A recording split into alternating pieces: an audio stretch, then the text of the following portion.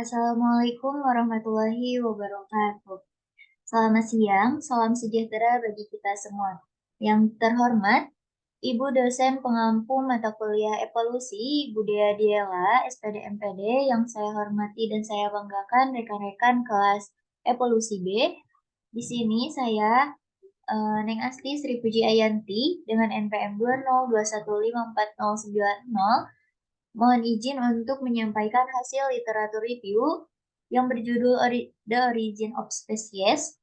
Langsung saja untuk chapter yang pertama yang telah saya baca, yaitu yang berjudul Variasi dalam Domestikasi. Dapat disimpulkan bahwasannya pada chapter 1 membahas terkait individu dari varietas atau subvarietas yang sama dari tumbuhan dan hewan, di mana budidaya kita sebagai manusia adalah yang lebih tua.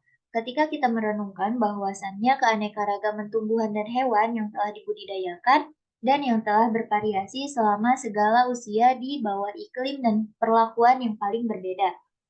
Nah, menurut eksperimen Geoffroy, penyebab variabilitas adalah karena elemen reproduksi pria dan wanita yang telah terpengaruh sebelum tindakan pembuahan, di mana selain itu kebiasaannya juga memiliki pengaruh seperti pada periode pembuangan dengan tanaman ketika diangkut dari satu iklim ke iklim lainnya.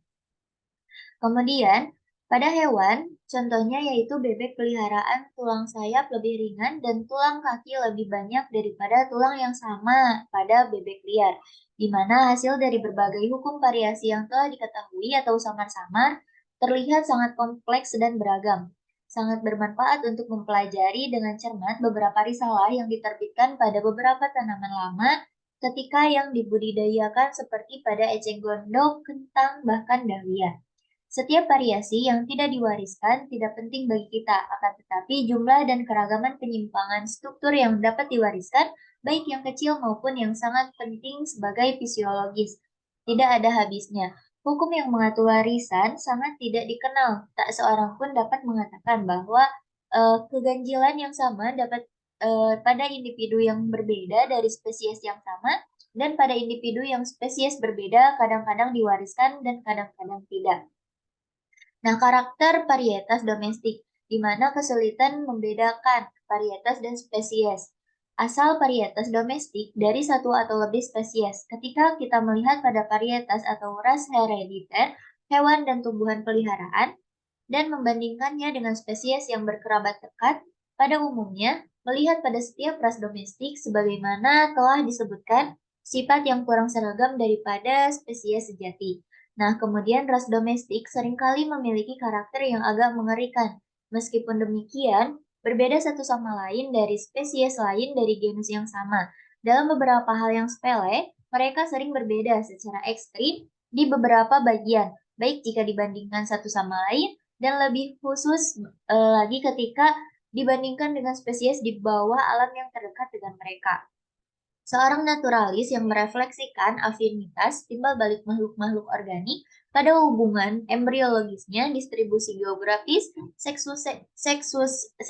suksesi geologis, dan fakta-fakta serupa lainnya, di mana dapat sampai pada kesimpulan bahwa spesies tidak diciptakan secara mandiri, tetapi diturunkan, seperti varietas dari spesies lain. Namun demikian, kesimpulan seperti itu, bahkan jika beralasan, tidak akan memuaskan, sampai dapat ditunjukkan bagaimana spesies yang terhitung jumlahnya yang menghuni dunia ini dimodifikasi, sehingga memperoleh kesempurnaan struktur dan adaptasi yang pantas membangkitkan kekaguman kita.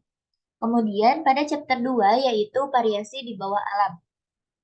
Nah, telah dicantumkan di dalam lookbook menunjukkan tingkat variabilitas pada saraf utamanya kukus yang hampir dapat dibandingkan dengan percabangan batang pohon yang tidak teratur. Naturalis filosofis menunjukkan bahwa otot-otot pada larva serangga tertentu sangat jauh dari seragam. Ada satu hal yang berhubungan dengan perbedaan individu disebut protean atau polimorfik. Hampir tidak ada dua naturalis yang dapat menyepakati bentuk mana yang digolongkan sebagai spesies dan mana yang sebagai varietas. Dalam kebanyakan genera polimorfik, beberapa spesies memiliki karakter yang tetap dan pasti. Praktisnya, ketika seorang naturalis dapat menyatukan dua bentuk bersama oleh yang lain yang memiliki karakter perantara dan memperlakukannya yang satu sebagai variasi dan yang lainnya. Mengurutkan yang paling umum, tetapi kadang-kadang yang pertama kali dijelaskan sebagai spesies dan yang lain sebagai varietas. Kemudian beberapa para ahli ornitologi yang paling berpengalaman menganggap belibis merah Inggris kami hanya sebagai ras yang sangat mencolok dari spesies Norwegia, sedangkan jumlah yang lebih besar meringankan sebagai spesies yang tidak diragukan lagi dari khas Inggris Raya. Kemudian, dalam genera yang memiliki jumlah spesies lebih dari rata-rata dari negara manapun, spesies dari genera ini memiliki lebih dari jumlah rata-rata varietas. Dalam genera besar, spesies cenderung berdekatan tetapi tidak seimbang, bersekutu bersama, membentuk kelompok kecil di sekitar spesies tertentu. Spesies yang berkerabat sangat dekat dengan spesies lainnya tampak memiliki wilayah jelajah yang terbatas.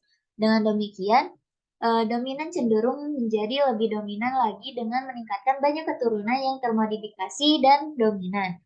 Kemudian pada chapter 3 yaitu perjuangan untuk eksistensi. Telah terlihat di bab sebelumnya bahwasannya di antara makhluk-makhluk organik dalam keadaan alamiah terdapat beberapa variabilitas individual. The College dan Lay yang lebih tua telah secara luas dan filosofis menunjukkan bahwa semua makhluk hidup dihadapkan pada persaingan yang ketat.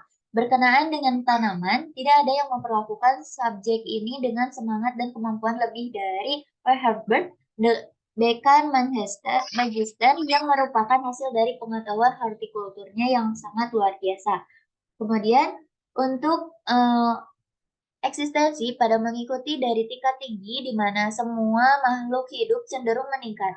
Setiap makhluk yang selama hidupnya alamiah menghasilkan beberapa telur atau benih pasti mengalami kehancuran selama beberapa periode hidupnya dan selama beberapa musim atau tahun yang tidak tertentu. Berdasarkan prinsip peningkatan geometris, jumlah akan dengan cepat menjadi sangat banyak sehingga tidak ada negara yang mendukung produk tersebut. Oleh karena itu, ketika lebih banyak individu diproduksi dari yang mungkin dapat bertahan hidup dalam setiap kasus yang harus diperjuangkan untuk eksistensi, baik satu individu dengan individu lain, dari spesies yang sama atau dengan individu dari spesies yang berbeda, atau dengan kondisi fisik kehidupan. Nah, doktrin Malthus yang diterapkan dengan berbagai kekuatan pada seluruh kerajaan hewan dan tumbuhan, karena dalam hal ini tidak boleh ada penambahan makanan secara artifisial, di mana tidak ada pembatasan perkawinan yang bijaksana meskipun beberapa spesies mungkin sekarang bertambah. Kurang lebih cepat dalam jumlah semua tidak dapat melakukannya, karena tidak akan menampung mereka. Kemudian, dalam memandang wajah alam dapat dibandingkan dengan permukaan yang rapuh, dengan 10.000 irisan tajam yang saling berdekatan dan didorong ke dalam oleh pukulan yang tak henti-hentinya. Terkadang satu irisan dipukul dan kemudian irisan lainnya dengan kekuatan yang lebih luas. Kemudian, sebagai contoh, naturalis bahwasannya iklim pada tahun 1854 sampai 1855 memusnahkan 4/5 burung di lahan, di mana ketika beli naturalis mengingat 10% dari hal tersebut, kematian yang sangat luar biasa parahnya, di mana epidemi dengan manusia. Tindakan iklim yang pandangan pertama tampaknya cukup independen dari perjuangan untuk eksistensi, tetapi sejauh iklim terutama bertindak dalam mengurangi makanan. Ia membawa perjuangan paling keras antara individu-individu. Iklim bertindak sebagai besar secara tidak langsung dengan mendukung spesies lain. Kita dapat dengan jelas melihat dalam jumlah luar biasa tanaman di kebun kita yang dapat bertahan dengan baik pada iklim di kita. Kemudian tidak pernah dinaturalisasi karena mereka tidak dapat bersaing dengan tanaman hasil kita atau menolak perusakan oleh hewan kita. Mungkin sekian hasil review dari buku Origin of Species. Sekian, wassalamualaikum warahmatullahi wabarakatuh.